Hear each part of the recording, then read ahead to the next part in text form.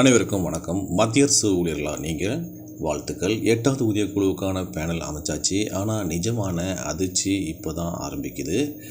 Committee அமைஞ்சும் பரிந்துரை விதிமுறைகளை மட்டும் ஏன் இன்னும் வெளியிடலை? எதுக்காக இந்த ரகசியம்?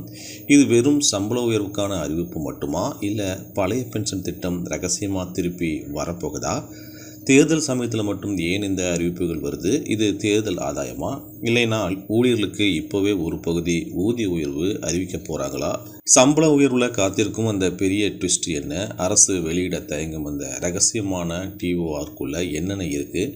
மத்திய அரசு ஊழியர்களின் எதிர்காலத்தையே மாற்றப்போகும் இந்த அத்தனை கேள்விகளுக்கும் விடை தெரிஞ்சிக்க இந்த வீடியோவை ஸ்கிப் பண்ணாமல் கடைசி வரை பாருங்கள். வீடியோக்குள்ளே போகிறதுக்கு முன்னாடி சேனலை நீங்கள் இது வரைக்கும் சப்ஸ்கிரைப் பண்ணாமல் பார்த்தீங்கன்னா மறக்காமல் சப்ஸ்கிரைப் பண்ண ப்ரெஸ் பண்ணிட்டு பக்கத்தில் இருக்கிற பெல் பட்டனையும் தட்டி விட்ருங்க.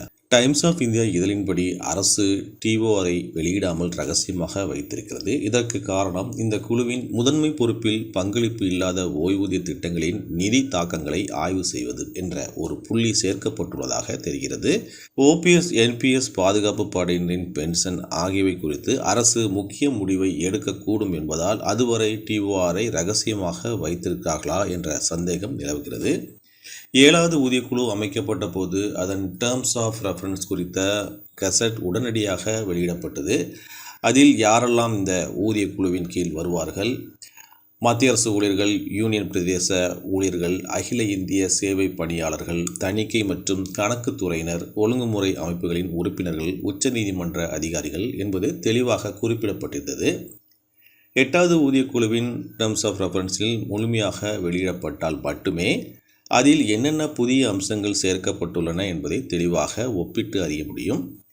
பொதுவாக ஊதியக்குழு ஒரு குறிப்பிட்ட அலவன்ஸ் அல்லது ஒரு புள்ளி குறித்து இறுதி பரிந்துரையை அளிக்கும்போது அரசு அதை இன்டீரியம் ரிப்போர்ட் கருதி, அதாவது இடைக்கால அறிக்கையாக கருதி இறுதி அறிக்கை வருவதற்கு முன்பே அமல்படுத்த வாய்ப்புள்ளதா என்ற கேள்வி எழுந்துள்ளது.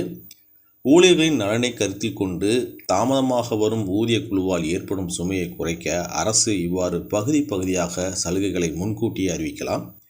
எடுத்துக்காட்டாக 2004க்கு முன் பணியமர்த்தப்பட்டவர்களுக்கான தேசிய ஓய்வூதிய திட்டத்திலிருந்து ஓரணியான ஓய்வூதிய திட்டத்திற்கு, அதாவது யூனிஃபைட் பென்ஷன் ஸ்கீமுக்கு மாறுவது போன்ற முக்கிய விஷயங்களில் தெளிவின்மை நீடிக்கிறது.